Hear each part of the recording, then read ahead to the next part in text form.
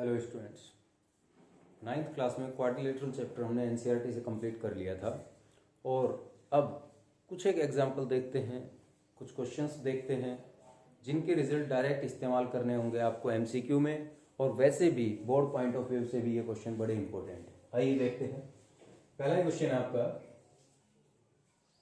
In given figure AD is median, AD is median and E is midpoint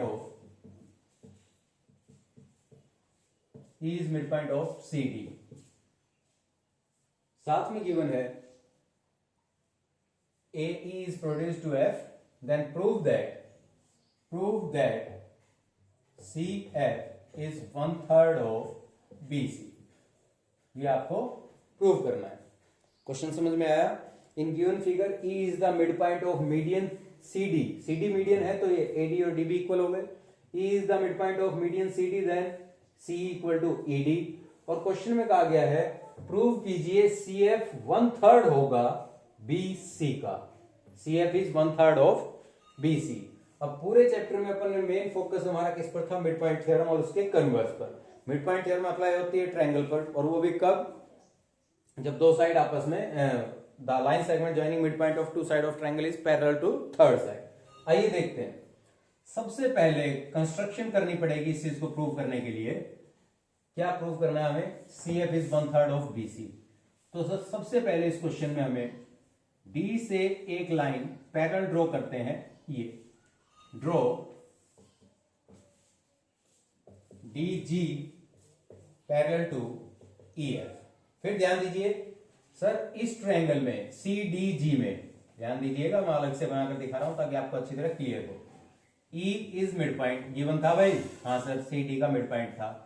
sir E से एक line आपने draw की FDG के parallel, तो भाई by converse F is also mid point, then since E is mid point given था ना, इसलिए of CD and EF parallel DG, then by converse of midpoint theorem। converse of midpoint theorem क्या कहती है converse? F is also midpoint, F is also midpoint of CG। ठीक है, हमने यहां से क्या कर दिया? CG को इक्वल कर दिया, सॉरी CF को इक्वल कर दिया FG के। ठीक है, यहां तक समझ में आई बात? अब फिर चलते हैं। ये किसके अंदर बात थी? In triangle CDG। ओके, अब हम चलते हैं ट्रायंगल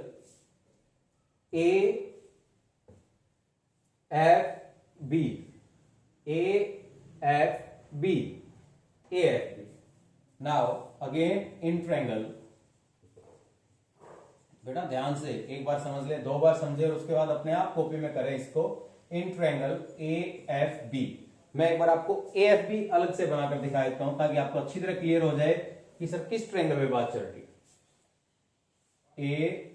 AFB ओके, जो कुछ इसमें कंस्ट्रक्शन कर रखा है वो बनाकर दिखाए थे। D इज मिड पॉइंट और D से एक लाइन AF के पैरेलल नहीं होगी DG। सर ये भी आपने कंस्ट्रक्शन में किया था। यस। अब बताइए फिर से, in triangle this since D is mid point, भाई CD मीडियन था तो D मिड पॉइंट हो गया AB का। Since D is mid point of AB and DG parallel AF by construction and DG parallel AF, then by converse of midpoint theorem। converse of midpoint theorem क्या कहती है? converse कहती है G is midpoint of BF। यही थी ना converse? the line segment joining midpoint of one side of triangle is parallel to another side bisect the third side by midpoint theorem। G is midpoint of BF, और उसी को हम क्या कह सकते हैं? यहां हमने कहा F is also midpoint of CG, तो F अगर CG का मिड है तो यहां पर हम लिख सकते थे CF equal to FG, that is our equation number 1। यहां पर हमने कहा G is mid point of B F, तो यहां से हम क्या लिख सकते हैं, बी जी एफ या एफ जी और F G is equal to G B, that is our equation number 2। Okay, यहां पर हमने देखा क्या, फ्रॉम 1 एंड 2, फ्रॉम 1 एंड 2, 1 और 2 से C F equal to F G, F G equal to G B. ठीक है, अब आप बताइए, और सी बी को मैं C F plus F G plus G B लिख सकता हूं, बोलिए हाँ या ना, सी एफ को लिख सकते हैं, तो sir C F as it is F G, F G किसके इक्वल है, सी एफ के, जी बी किसके इक्वल है, एफ जी के, एफ जी किसके इक्वल है, सी एफ के। तो final result C B is 3 time of C F, और 3 को हम ट्रांसपोज करेंगे तो यहां से आ जाएगा C B by 3 is equal to C F, that is our final result, C F is 1/3 of B C. आइए नेक्स्ट क्वेश्चन देखते हैं, आइए सेकंड क्वेश्चन देखते हैं। क्वेश्चन मोस्ट इंपॉर्टेंट क्वेश्चन है, डायरेक्ट रिजल्ट भी, प्रूफ भी, हर तरह से, सब्जेक्टिव में भी ऑब्जेक्टिव में। क्वेश्चन है एबीसीडी एक ट्रेपेजियम है जिसमें नॉन पैरेलल साइड एडी का मिड पॉइंट है E, E is the mid point of AD, F is on BC, F कहीं भी है बीसी पर, कैसे है, such that E F parallel DC, कि इस तरह से कि ई एफ जो है पैरेलल है डीसी के, हम जानते हैं क्या, और साथ में गिवन है trapezium A B parallel C D, trapezium की पैरेलल साइड कौन से, ए बी और सी डी पैरेलल है। अब मेरी बात सुनिएगा ध्यान से, हम जानते हैं two line are parallel to the same line, अगर एल एम के पैरेलल है, एन एम के पैरेलल है, देन एल और एन भी पैरेलल होगी, एल एम के पैरेलल है, एन एम के पैरेलल है, if two line are parallel to the same line then they are also parallel to each other, तो यहां से कुल मिलाकर आपके पास तीनों लाइनें पैरेलल हो गई है। ठीक है, प्रूव क्या करना है सर, सबसे पहले तो ये प्रूव करना है कि F is also mid point of BC, जो कि हमने एक एग्जांपल में भी किया था, अभी भी करेंगे। साथ में क्या करना है कि दो नॉन, अगर ये मिड पॉइंट हो गया तो कुल मिलाकर रिजल्ट असली में क्या है कि किसी ट्रेपेजियम की नॉन पैरेलल साइड के मिड पॉइंट को ज्वाइन करें तो उसकी लेंथ इन दोनों के सम का हाफ होगी। प्रूव करना है E F is half of sum of parallel side, E F is half of sum of parallel side. तो ये मोस्ट इंपॉर्टेंट रिजल्ट है, देखिएगा इस चीज को, ये वाला रिजल्ट। तो इसका प्रूफ देखेंगे तो पहले हम करते हैं कि एफ इज मिड पॉइंट, तो उसके लिए क्या करें सर, एक कंस्ट्रक्शन कर लेते हैं, क्या, किसी भी एक डायगोनल को ज्वाइन करते हैं, ज्वाइन डीबी, ज्वाइन किसको कर दिया, डीबी को, सबसे पहले join diagonal dB, okay, diagonal को ज्वाइन कर दिया। अब फिर से आइए आप इस ट्रायंगल में देखते जाएं, साथ में मैं इसीलिए बनाता हूं ताकि आपको अलग से दिखाई दे, D A B triangle, in triangle D A B, हाँ भैया बोलिएगा सर ई मिड पॉइंट है, ठीक है सर, ये हिस्सा इसके पैरेलल है, ठीक है, इसका नाम हमने दे दिया जी, तो यहां पे दे दें सर, ये गिवन में था, ये इसके पैरेलल है, तो कन्वर्स क्या कहती है, in triangle D A B, E is mid point of A D and E G parallel to A B, then by converse of mid point theorem, converse of mid point theorem, converse क्या कहती है, converse कहती है G is also mid point of D B, yes. तो sir यहां तक हमने prove कर लिया कि ये पार्ट और ये पार्ट भी आपस में इक्वल, ठीक है। अब चलते हैं हम ट्रायंगल डी सी बी में, and in triangle D C B, बेटा अभी अभी क्या किया था सर, जी को मिड पॉइंट किया था डीबी के, और कंस्ट्रक्शन गिवन में क्या था, ये हिस्सा इसके पैरेलल है और इसका नाम क्या है एफ, तो again in triangle DCB bye converse of mid point theorem, क्या हुआ कन्वर्स से, F is also mid point of BC, F is also mid point of BC, F mid point हो गया बीसी का, तो यहां से ये हिस्सा भी आपस में इक्वल आ गया, जो कि हमारा पहला पार्ट था। समझ में आया? एक एग्जांपल भी आपकी एनसीईआरटी में सॉल्व, उसमें भी ऐसा ही है, मगर वहां पर 3 लाइनें पैरेलल देखी है, तो हमने उसमें अपने आप कंस्ट्रक्शन की थी, और यही कंस्ट्रक्शन थी कि इसे एक डायगोनल को मिलाए ताकि हमारे पास ट्रायंगल आ जाए। अब इतना काम होने के बाद हम आते हैं सेकंड रिजल्ट पर। ये चीज आसानी से समझ में आ गई है, तो आइए सेकंड रिजल्ट पर पूरा ध्यान देना आप लोग।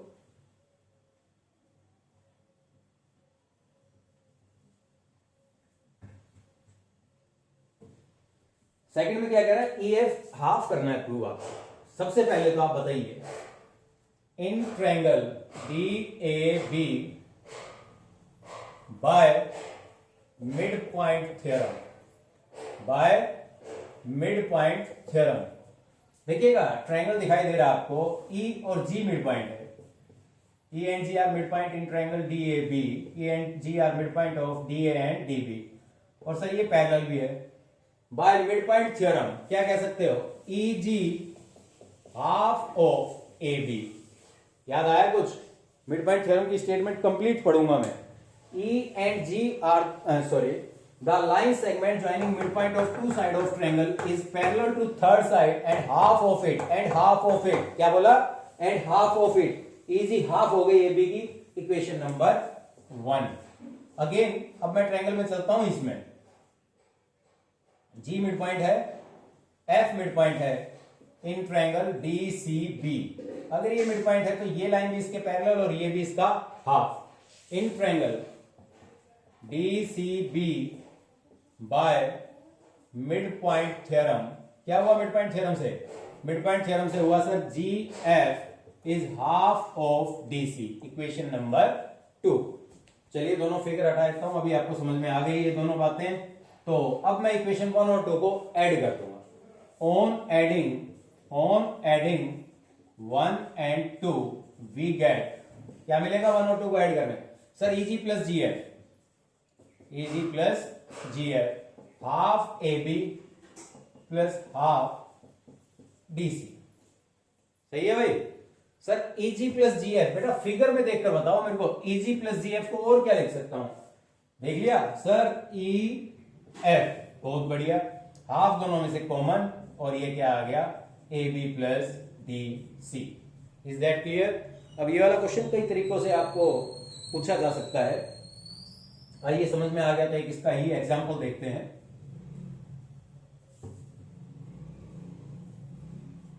समझिए, आपसे कह दिया कि कोई ट्रेपेजियम है जिसकी ये साइड 5 है और ये साइड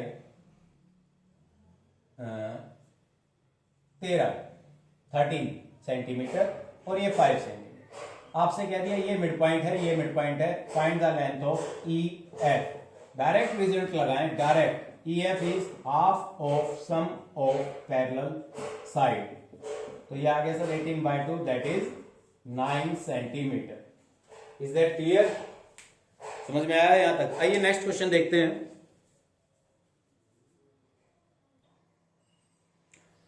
थर्ड क्वेश्चन देखते हैं, कह रहा है prove that the line segment joining mid point of the diagonal of trapezium. Sir ये ट्रेपेजियम है ABCD, और ट्रेपेजियम की पैरेलल साइड है AB और CD। तो कह रहा है mid point of diagonal, AC diagonal का मिड पॉइंट मान लेते हैं P, और BD डायगोनल का मिड पॉइंट मान लेते हैं Q। प्रूव करना है PQ, the line segment joining the midpoint of the diagonal of trapezium is parallel to the parallel sides। parallel sides किसकी? of trapezium। तो PQ जो लाइन सेगमेंट बनेगी, ये हमें पैरेलल दिखानी है किसके? किसी एक के दिखा दें आप, AB, या पैरेलल दिखा दें CD के, और आपस में सभी पैरेलल हो जाएंगे। ठीक है। साथ में कह रहा है मोस्ट इंपोर्टेंट रिजल्ट यहां पर भी, and equal to half of their difference, यानी PQ की length half of their difference.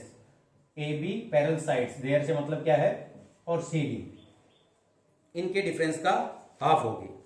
Okay, तो आइए सबसे पहले काम करते हैं कि PQ पैरेलल होगी इसके ट्रेपेजियम के पैरेलल साइड के।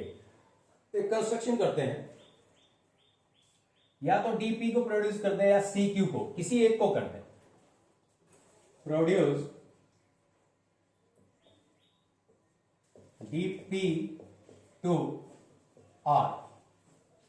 सर D P को हमने प्रोड्यूस कर दिया किस पर, R पर, okay, produce dp to R। अब जो मिड पॉइंट है उसको मार्क कर लेता हूं sir, P is mid point of AC, इसे प्रोड्यूस कर दिया। सर इसे प्रोड्यूस करने का फायदा देखेंगे। सर ये लाइन और ये लाइन पैरेलल है, क्या एंगल 1 एंगल 2 के इक्वल होगा? यस सर, ये इसके इक्वल है, और सर वर्टिकली ऑपोजिट एंगल भी आपस में इक्वल है। तो ये करने के बाद क्योंकि आप पता लगेगा in triangle APR and triangle DCP, ठीक है, ये ट्रायंगल और ये ट्रायंगल, दो ट्रायंगल लिए हैं जिसमें एंगल 1 इक्वल है एंगल 2 के, एंगल 1 एंगल 2 के इक्वल है। AP इक्वल टू CP है given, AP equal to CP, angle 1 2 के इक्वल क्यों था भाई? Alternate interior angle. AP CP के इक्वल सर गिवन था P is mid point of diagonal AC, और थर्ड वन क्या है? Angle 3 equal to angle 4, why? Vertically opposite angle, angle 3 is equal to angle 4, vertically opposite angle. फायदा sir angle side angle से, bye angle side angle, triangle APR congruent हो गया। कॉन्ग्रेंसी लिखते वक्त correspondence का ध्यान रखें। APR CPD, CPD, एक बार ये दोनों कॉन्ग्रेंट हो गए। कौन से दोनों सर? साफ दिखाई दे रहे होंगे, एक ये ट्रायंगल और एक ये ट्रायंगल, ठीक है। एक बार ये कॉन्ग्रेंट हो गए तो CP CTC ये नहीं हुआ, ये और ये equal, by CP CT DP equal to PR, या PR equal to PD, PR equal to PD। ये अपने काम की चीज है, आगे आकर काम आएगी, ठीक है। अब आप एक बात बताइए मेरे को ध्यान से, सर अगर इस ट्रायंगल पर इसको कॉन्ग्रेंट कर दिया है और ये हिस्सा इसके इक्वल आ गया है, तो in triangle DRB, then in triangle DRB, देख रहे हैं आप, DRB, P इस साइड का मिड पॉइंट, Q इस साइड का डायगोनल का मिड पॉइंट था, Q is the mid point of diagonal. तो किस ट्रायंगल की बात हो रही है? DRB by mid point theorem. Mid point theorem क्यों अप्लाई हो गई? क्योंकि P and Q are mid point of DR and DB respectively, DR and DB respectively. एक अभी प्रूव किया था और एक गिवन था, जिससे फायदा क्या हुआ? Then by mid point theorem PQ parallel to AB and PQ is equal to half of AB। चलिए इक्वेशन नंबर 1 पर चलते हैं। सर PQ AB के पैरेलल हो गई, अच्छा AB के पैरेलल हो गई, AB पैरेलल थी DC के, therefore PQ parallel AB, AB parallel DC। यहां तक देखिएगा, समझ में आया? बताइए, नहीं आया फिर करेंगे, बार बार पढ़िएगा इसको। यहां तक था ये रिजल्ट, इसके बाद and AB parallel CD, equation number 2, from 1 and 2, PQ parallel AB parallel CD, और हमसे कहा गया था कि PQ को पैरेलल कीजिए इसकी पैरेलल साइड्स के। Is that clear? आइए इसी का मोस्ट इंपोर्टेंट पार्ट सेकंड, मैं यहां तक का कर दिया है, जो इक्वेशन 1 और 2 है उसको अपने पास रखता हूं, और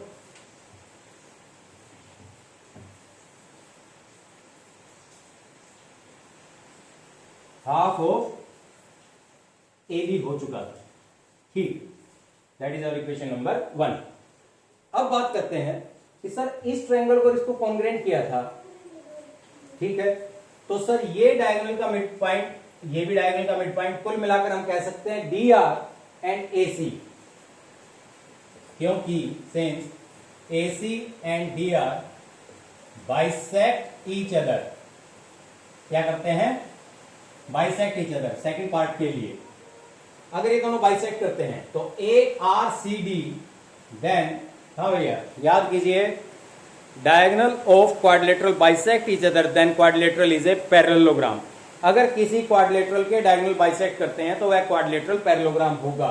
then ARCD is a parallelogram, is that clear? और अगर सर पैरेललोग्राम है तो ए आर किसके इक्वल होगा? सी डी के। इक्वेशन नंबर 2 और इक्वेशन 1 यहां पर ये थी।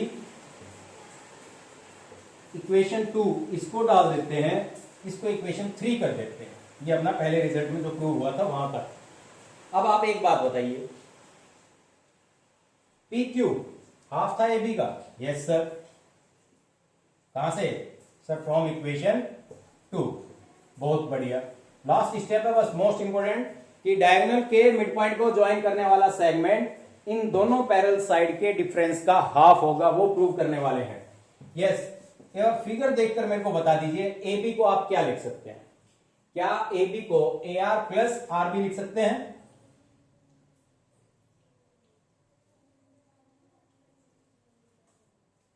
सॉरी, पी क्यू पैरेलल हो गया था आर बी के। Is that clear? A B कह दो, आर बी कह दो। और P Q is half of R B. P Q is half of R B. Sorry, A B तो ठीक है, पैरेलल ए बी कह दो पी क्यू के, या आर बी कह दो, कोई दिक्कत नहीं, but P Q is half of R B. तो यहां से हमने इक्वेशन 1 से क्या 2 से क्या लिखा? वही result, P Q is half of R B. बेटा फिगर में देखकर मेरे को इतना बता दो, आर बी को आप क्या लिख सकते हैं? आर बी को सर हम लिख सकते हैं A B minus A R. Okay, कोई दिक्कत नहीं आई। सिर्फ एक ये रिजल्ट में यहां पर गलती से ए बी हो गया था। जब हमने ट्रायंगल डी आर बी में बात की थी ना पिछले पार्ट में, तो हमने कहा था P and Q R the mid point. Okay, P and Q R the mid point of these two sides, then PQ is parallel to RB and PQ is half of RB. Okay, यहां से मैं equation 3 से AR को क्या लिख सकता हूं? CD किसका यूज किया? इक्वेशन 3 का। और यहां से हमारे पास फाइनली रिजल्ट क्या आ गया? That one. ओके, इस क्वेश्चन का डायरेक्ट इस्तेमाल होगा एमसीक्यूज में। तो उसमें देखिएगा, कहेगा कि डायगोनल PQ की लेंथ फाइंड कीजिए कब? जब ट्रेपीजियम की दो पैरेलल साइड्स की लेंथ 5 और 10 दे रखी है। तो आपको डायरेक्ट इस्तेमाल कर देना है, P Q is half of difference of two side, 10 minus 5, 5/2, that is 2.5। If unit is in centimetre then we get 2.5 centimetre. Okay, आइए इस रिजल्ट को आप डायरेक्ट याद रखेंगे। अगला क्वेश्चन देखते हैं, मोस्ट इंपोर्टेंट है वो भी। आइए एक क्वेश्चन और है, in given figure bisector of angle B and D. Sir ये बाइसेक्टर है, ये और ये एंगल आपस में इक्वल है। एंड एंगल डी, सर ये बाइसेक्टर है, ये एंगल और ये एंगल आपस में इक्वल है। मीट सी डी, जो ये बाइसेक्टर है, सी डी को प्रोड्यूस करे पी तक, तो बी पी बाइसेक्टर है। और D Q is bisector of angle D जब ए बी को प्रोड्यूस करें कहां पर? क्यू पर रिस्पेक्टिवली। और ये भी डायरेक्ट रिजल्ट आपको याद रखना है 1 नंबर के लिए। देखिएगा, अगर डायरेक्ट रिजल्ट फिगर से आपको याद रहता है तो एमसीक्यू में आपको प्रूव नहीं करना पड़ेगा, एक डायरेक्ट रिजल्ट आपको याद रहेगा। रिजल्ट क्या है कि angle P plus Q is equal to half of sum of these two angle, angle B and angle D। ये बात अपने को प्रूव करनी है। तो देखिएगा सर, एबीसीडी क्या दे रखा है?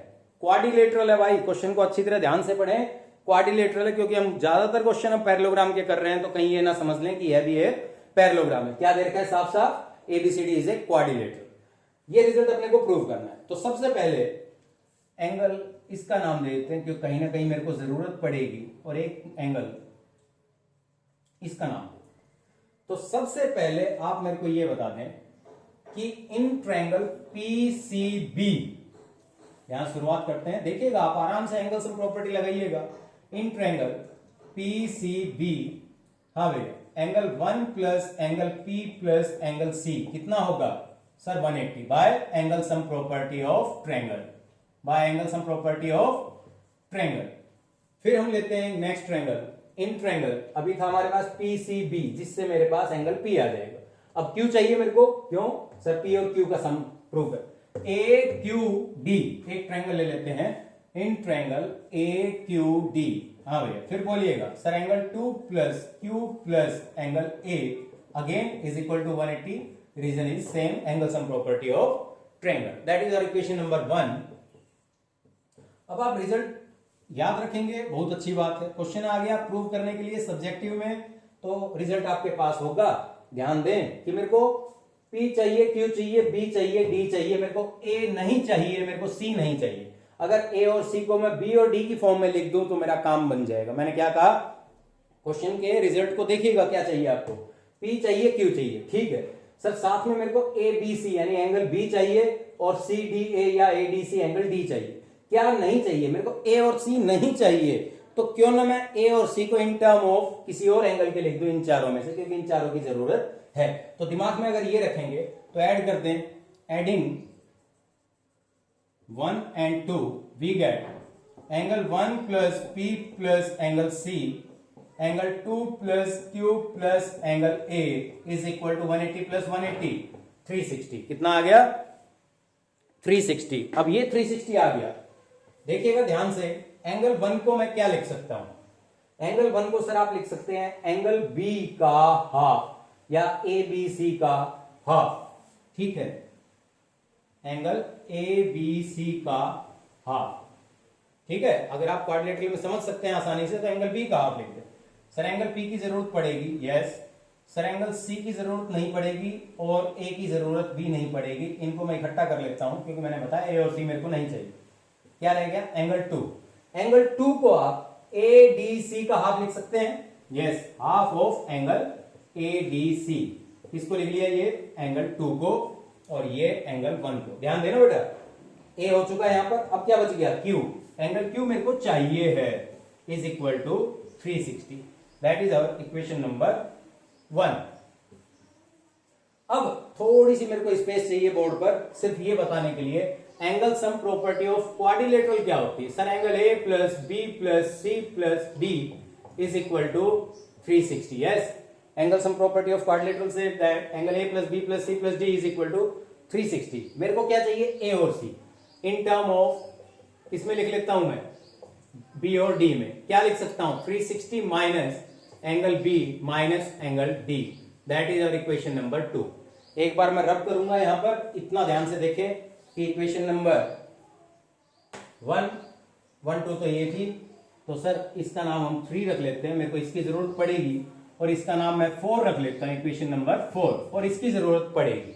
तो मैं एक बार के लिए इसे रब करता हूं फटाफट, क्योंकि इतनी बात आपके समझ में आ गई है। Okay,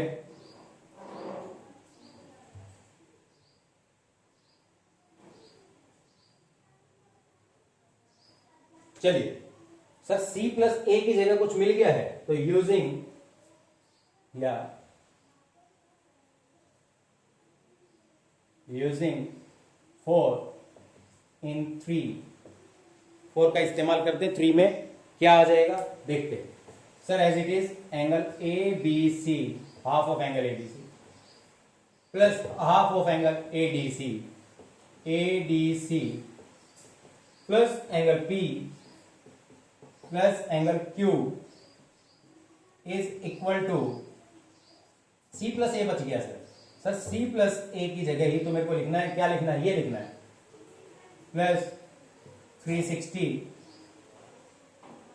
minus angle B minus angle D।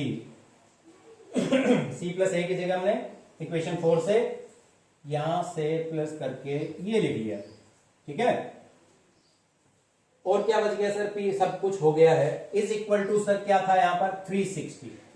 देखिए वो क्वेश्चन बनेगा, आप आसानी से समझिए। मैंने सिर्फ क्या किया है, C प्लस A की जगह इक्वेशन 4 का इस्तेमाल कर दिया, और यहां से मैं इकट्ठा करता हूं रिजल्ट को।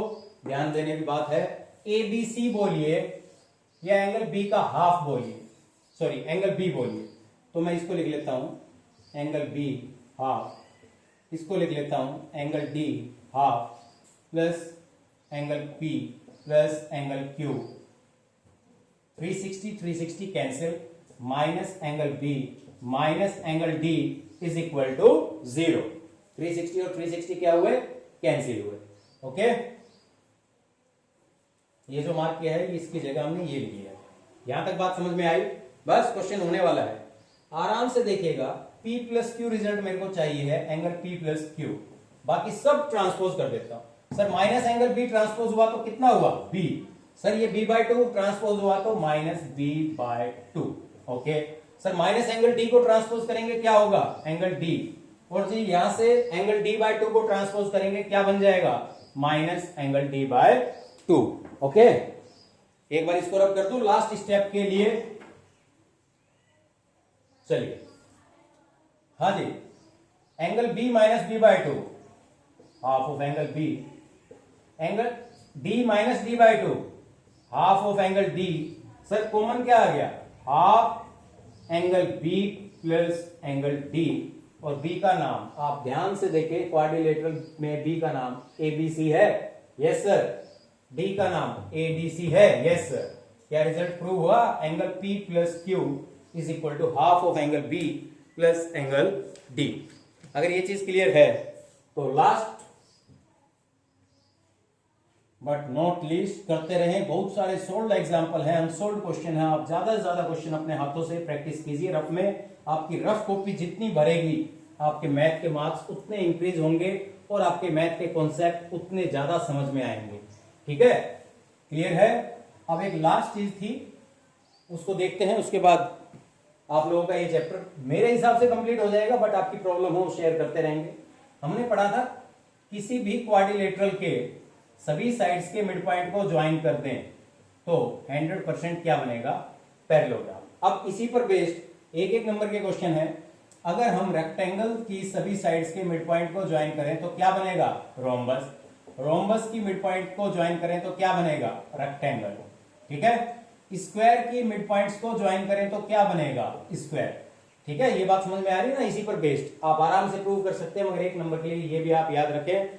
और भाई इस टाइम थोड़े से इंक्रीज हुए हैं कोरोना के मरीज, और इंक्रीज हुए हैं तो कहीं ना कहीं आपको, आपके पेरेंट्स को और हम सभी को इस चीज़ का ध्यान रखना पड़ेगा कि हम घर पर रहें, ज़्यादा से ज़्यादा पढ़ें, बहुत ही ज़रूरी हो तो आप लोग बिल्कुल न जाएं, पेरेंट्स फिर भी अपनी सेफ्टी के साथ बाहर जाएं। आप लोग कोशिश करें इस क्रिटिकल स्टेज पर हम अपने आप को बचाएं, हम अपने आप को बचाएंगे, समाज बचेगा, समाज बचेगा तो हम सब आगे बढ़ेंगे। ठीक है, तो इसी के साथ थैंक यू, खुश रहें, खूब पढ़ें।